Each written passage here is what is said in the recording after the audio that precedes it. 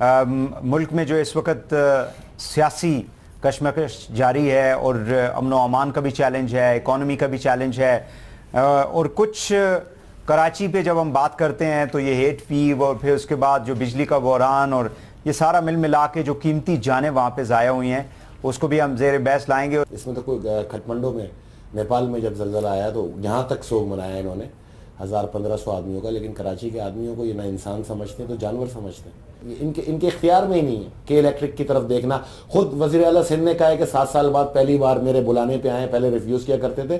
اس میں کوئی شک نہیں ہے کہ they are very powerful, even they are more powerful than your governments. اور فیڈرل گورنمنٹ کی بھی یہی اوقات ہے اس کی نظر میں. اس کی وجہ ہے کہ جب آپ اپنے قومی ایسٹ عرب بدوؤں کے حوالے کریں گے تو وہ تو آپ کو جانور سمجھتے ہیں. اس کی وجہ یہ ہے کہ یہاں آپ اپنا خزانہ دیتے ہیں اور عرب کے اندر ان سے اس کے متبادل کے طور پہ اپنی ملکیت کے طور پہ لیتے ہیں. تو یہ عوام کو سمجھنا چاہیے. اور مین وجہ جو ہے تمام شہادتوں کی وہ کاپر کے وائرز کا نہ ہونا, کیونکہ ایلومینیم جلائے پورے کراچی کے اندر جلائے. ایلومینیم کو آپ پوری بجلی دے دیں پھر بھی اس کو 4 سے 5 گھنٹے لوڈ شیڈنگ کرنی پڑے گی ورنہ جل کے راکھ ہو جائے گا. تو کراچی میں پاکستان میں بجلی کا جب بھی مسئلہ حل ہو گیا, پوری بجلی بھی آ گئی, تو کراچی پھر بھی لوڈ شیڈنگ فیس کرے گا بیکاز آف دس ایشو. اب یہ کیس جو ہے یہ کس کے خلاف ہونا چاہیے؟ یہ کے الیکٹرک کے مالک کے خلاف ہونا چاہیے, اس کے سی او کے خلاف ہونا چاہیے. وہ طیب ترین ایک بیٹھا ہوا ہے, ایک تابش غور بیٹھا ہوا ہے. یہ دونوں بدماش ہیں وہاں پر.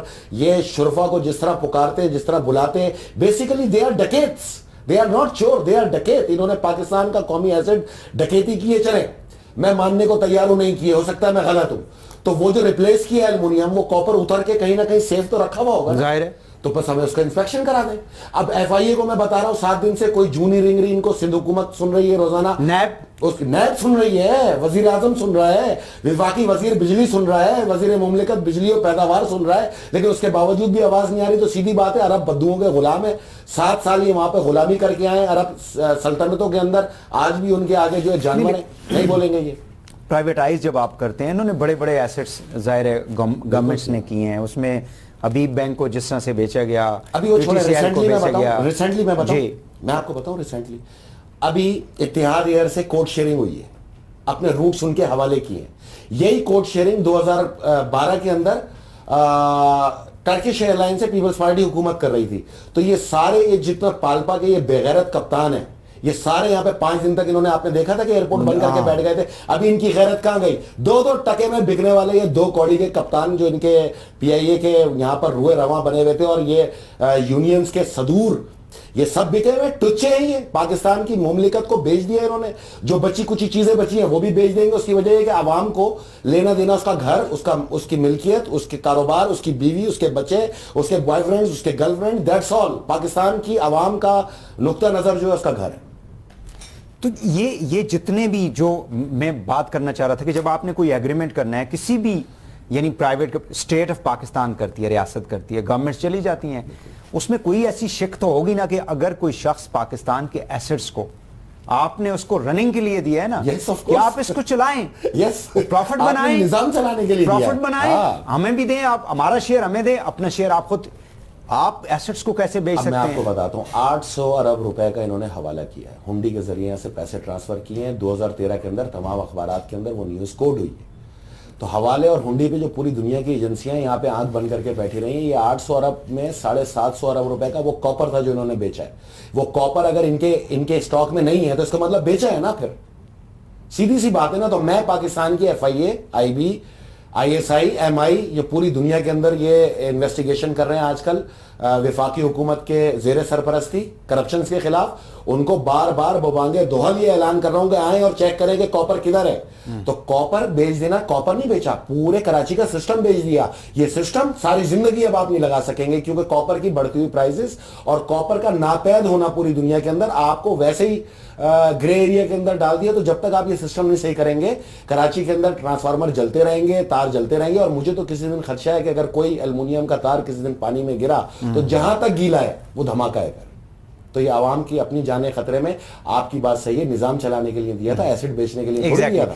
تو یہ مطلب اگر آپ نے کسی سے ایگریمنٹ بھی کیا تو اس کو ریویو تو کیا جا سکتا ہے نا. اگر کیا پاکستان کی ریاست کے پاس اتنا اختیار نہیں ہے کہ جو ایگریمنٹ آپ نے کیا ہے اس کو آپ ریویو بھی نہ کر سکیں؟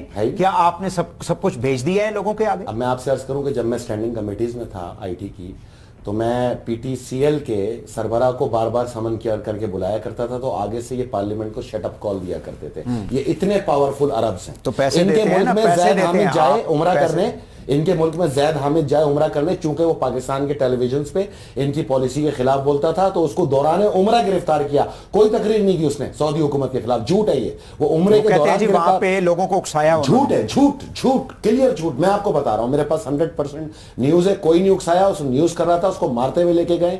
ٹھیک ہے، اس کو گرفتار کیا ہے، اس کو سزا دی ہے. یہ تو وہاں پر اتنے قانون کے پابندی کرے کہ یہاں اگر بولو تو وہاں بھگتے ہیں. اور یہ یہاں پہ عرب آ کے انہوں نے کھلی بدماشی مچائی ہوئی. انہوں نے قصور کس کا ہے؟ قصور ہمارا ہے. قصور ہمارا ہے. ہمیں جو لوگ اوپر بیٹھے ہوئے ہیں جنہوں نے ایگریمنٹس کیے، دیکھیں قصور عوام کا بھی ہے. اگر اس نے دہشت گردی کے خلاف آواز اٹھائی ہے اس عوام کے لیے، اور یہ عوام آج اس کی گرفتاری پہ جس طرح چسنیاں دے کے بیٹھی ہوئی ہے جیسے ساری زندگی بیٹھی ہے، اس نے یہی کرنا ہے اس پاکستان کی عوام نے. اس نے ہمارے ساتھ بھی یہی کرنا اگر کبھی ہوا تو ایسے لوگوں کے لیے لڑے ہم لوگ. تو اب ہم بھی سوچنے پہ مجبور ہو گئے. لعنت بھیجو یار ان کے. اگر یہ آپ کے کہنے پہ نہیں چلتے تو کم سے کم ہم ان کے جیسے ہو جاتے ہیں. ہم بھی بغیرتی کی چادر اوڑھ لیتے ہیں، ہم بھی خاموشی اختیار کر لیتے ہیں. یہ ذرا بول کے تو دیکھیں، اس کے بعد ان کو پتہ چلے گا کہ بولنے کا ری ایکشن ہوتا کیا ہے، زندگی کتنی تلخ ہو جاتی ہے.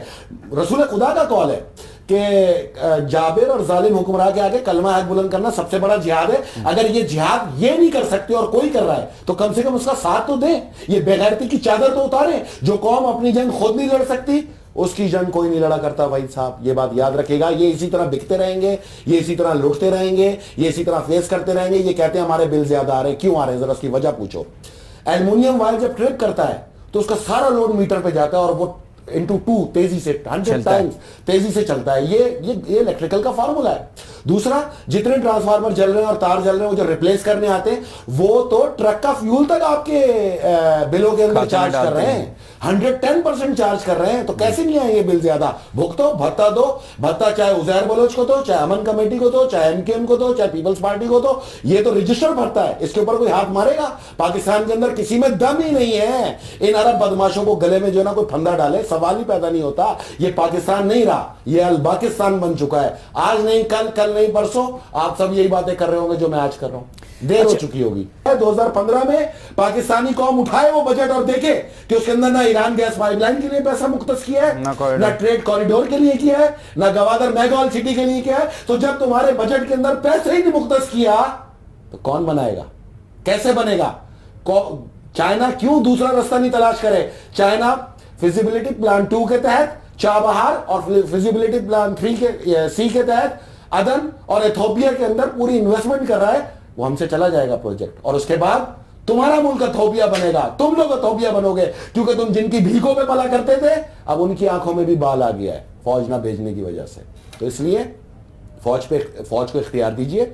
فوج ہی ان تمام چیزوں کو نمٹے، فوج ہی اکاؤنٹیبلٹی کرے، فوج ہی دہشت گردوں کو گرفتار کرے اور ملٹری کورٹ کے اندر سزا دے. یہ جتنے ڈکیت ڈاکو 2007 کے کنگلے زکات فطرے پہ زندگی گزارنے والے پاکستانیوں کے بیچ میں رہتے ہیں. پاکستانیوں کو پتا ہے کہ یہ گھروں میں ان کے دودھ تک نہیں ہوتے تھے اور مہمان آتا تھا تو یہ کہتے تھے کہ دودھ لیتے آنا، ہمارے پاس چائے بنانے کے لیے دودھ نہیں ہے. آج یہ اربوں اور خربوں کے بنگلوں میں رہ رہے ہیں، بزنس کر رہے ہیں، LLC کمپنیز کھولی ہوئی انہوں نے دبئی میں.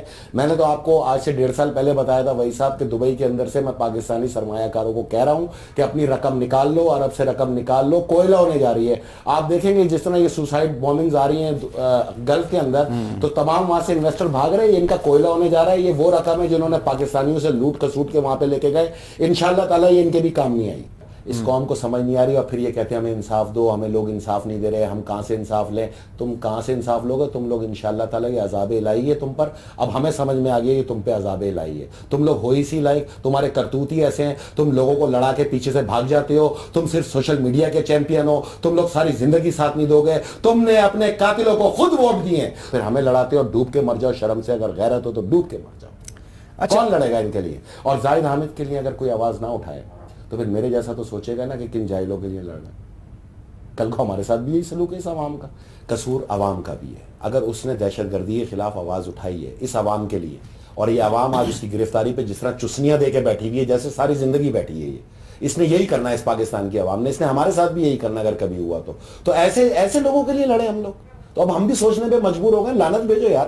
اگر یہ جہاد یہ نہیں کر سکتے اور کوئی کر رہا ہے تو کم سے کم اس کا ساتھ تو دیں. یہ بغیرتی کی چادر تو اتاریں. جو قوم اپنی جنگ خود نہیں لڑ سکتی اس کی جنگ کوئی نہیں لڑا کرتا بھائی صاحب، یہ بات یاد رکھے گا. یہ اسی طرح بکتے رہیں گے، یہ اسی طرح لوٹتے رہیں گے، یہ اسی طرح فیس کرتے رہیں گے، کیونکہ اس کے لیے تو شہنشاہ بابر نے اپنی کتاب میں لیکن لکھا ہے. ہماری اس کے اس قوم کے لیے ہماری نہیں کوئی مسئلہ نہیں ہے، قوم مسئلہ ہے. میں آپ کو آج بتا رہا ہوں سب سے بڑا یہ مسئلہ قوم ہے، کہ اسی قوم میں سے میرے جیسے نکلتے ہیں، اسی قوم میں نواز شریف جیسے نکلتے ہیں، اسی قوم میں سے پیپلز پارٹی جیسے نکلتے ہیں. میں شہنشاہ بابر کی ایک کتاب ایک کال کوٹ کر کے جا رہا ہوں کہ یہ وہ قوم ہے جس نے ہر حملہ آور کا ڈھول بجا کے استقبال کیا ہے. اس لیے اس قوم کا سب سے بہترین حل ہے ڈنڈا، اور ڈنڈا ہی چلے گا تو یہ صحیح ہوں گے، ورنہ یہ نہیں صحیح ہوں گے. عرب کے اندر داعش آ چکی ہے، اور میں آپ کو آج ایک ایسی اطلاع دے کے جا رہا ہوں وحید بھائی، اس کو آپ بریکنگ نیوز میں لکھیں.